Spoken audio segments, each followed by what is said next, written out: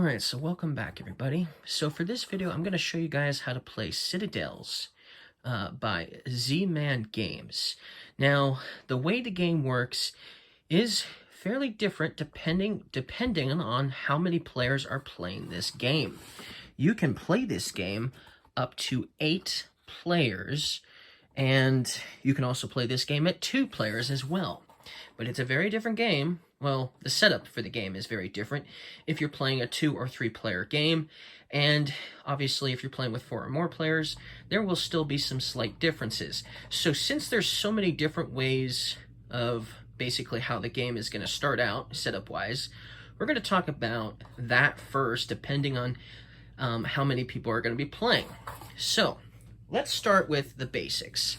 So if you are playing with 4 or more players, one thing that will be contingent is you'll see we have all these different characters here. We have the assassin, we have the thief, we have the magician, the king, the bishop, the merchant, the architect, the warlord, and the tax collector.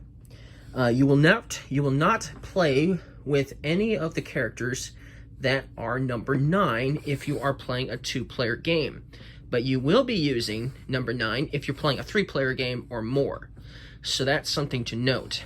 So anyways, every player is going to start with 4 of these cards here for their hand. The object of the game is to build 7 districts in your city, and the player who does that will trigger the end of the game, and the game will be over during that round that a player happens to build their 7th district in their city. Now, districts are these cards here that you might be starting with. They cost money. Some are cheap, like this one only costs 1 money to build, the tavern, but some are more expensive, like this one costs 4 money to build. And some even have abilities as well. When you build them, they might do something special. There are 14 unique cards that you can put into the game. Actually, there's more than 14, but that's how many you'll play with in each game. You'll only play with 14 unique cards. There's also noble cards, which are... Hold on, where's the noble cards? Let's see. Here's one. The manor is a noble card, so that's one of the types of districts. We also have basically the trade. So these are the trade districts. The harbor, for instance, is a trade district. Same thing with the docks. The temple is a religious district, and there are some military districts in here too, like the barracks. So there's 4 different districts. Well, technically there's 5 if you include the unique ones that have these abilities. The purple ones here, those are unique districts. So the object of the game, like I said, is to build 7 of these into your city to end the game, and that will end the game almost. You know, you'll finish out the rest of the round, of course. So that means that you can have more than 7 districts in your city at the end of the game, because you might be able to get more. Okay, so in a 4-player game, everyone is going to get one of these character cards, okay? And whoever's the oldest player will get this, the crown. And the first thing they're going to do is they're going to look at all of these character cards, and depending on the player count, they're going to discard face up some of these character cards. So if you're playing with 4 players, then you're going to discard 2 of these. So maybe I'll discard the merchant face up, and maybe I'll discard the architect face up. If you do that, no player will have these 2 character cards for the round. That means later on they might be in another future round. They just won't be in the first round, because those are the ones I decided to discard for the round. Okay? So, and then after you do that, then depending on player count, which I think is still going to be 1 card for all player counts, basically. If you are playing 4 or more players, you will also discard 1 secretly as well. That won't be in the game. It will be secret. No one will know that this one was discarded. That means that a player 2, player 3, player 4, and so on, might suspect you have a certain character when in fact they were discarded. But they don't know that. So that is the benefit for having the crown. But don't fret.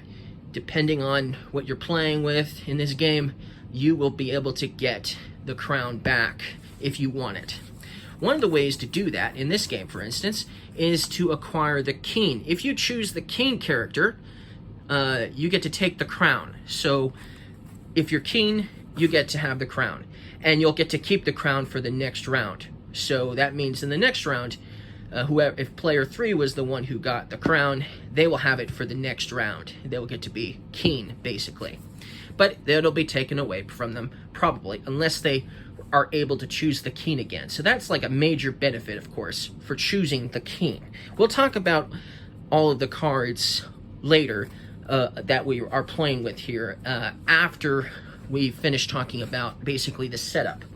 Now, that's what will happen if you are playing a 4-player game. If you're playing a 5-player game, you will only discard one of the cards, one of the character cards face up, if you're playing with 5 players. And if you are playing with more than 5 players, the only card you're discarding is one face down card, okay? That includes, the same thing includes for a 5-player game. You're only going to discard one card face down. But that's what's going to happen. And then every player in turn order is going to choose a character that they want to be. Okay, so maybe I'll choose this character. Maybe player 2 will choose that character.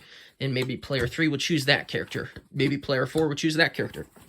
And then these characters won't be in the game, depending on player count, of course. If there's more than 4 players, then there'll be even less of these cards to choose from for the player who's last, basically. So that's the gist of basically the setup of each round. If you're playing with more than 4 players, that's what's going to happen. Now, but it's very different. If you're playing a 2 or 3 player game, the setup is very different. If you are playing a 2 or 3 player game, what you'll do is you'll first choose a character you want. You won't discard anything at first. You'll just choose a character you want to be first. Maybe I want to be the thief, so I'll take the thief. And then you'll pass the character cards to the next player in turn order. They're going to do the same thing. They will choose a character, so maybe they want to be the magician. And maybe player 3 wants to be the warlord. Okay? Then, after everyone has chosen their cards, player 3, meaning not player 1, but player 3, will then choose one of the remaining cards here, and they will discard it face down. So that means the other players won't know what they discarded face down. They also won't know the card that they decided to take for themselves, because it's still a guessing game of which characters that will be in the round, okay?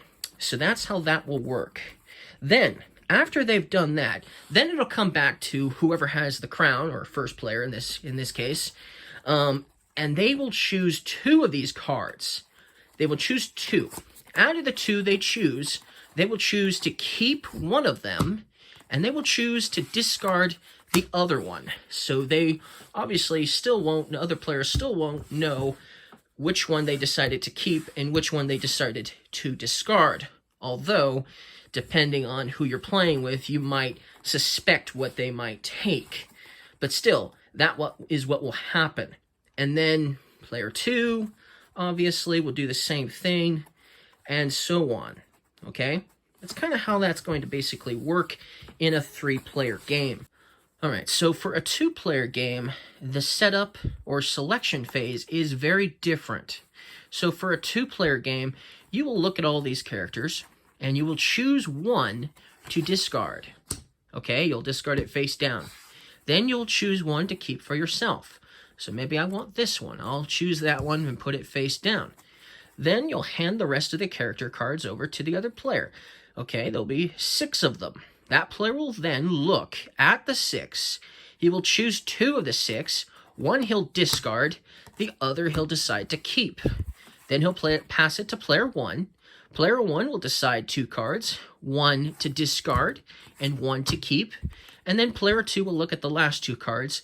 1 they'll decide to keep, and 1 they'll decide to discard. And that is how the selection phase and setup will work in a 2-player game. Obviously, we talked about how it would work in a 3-player game. We talked about how it would work in a 4-player game and a 5-player game, and then all those other players that you can play up to 8 players. So basically, that is the setup of the game. Everything you see here, that's basically the setup of the game. Now, we will actually talk about the flow of the game, how you will actually take turns, how you actually play this game in the next video. Don't forget to leave a like for this video, and I'll see you guys in the next video.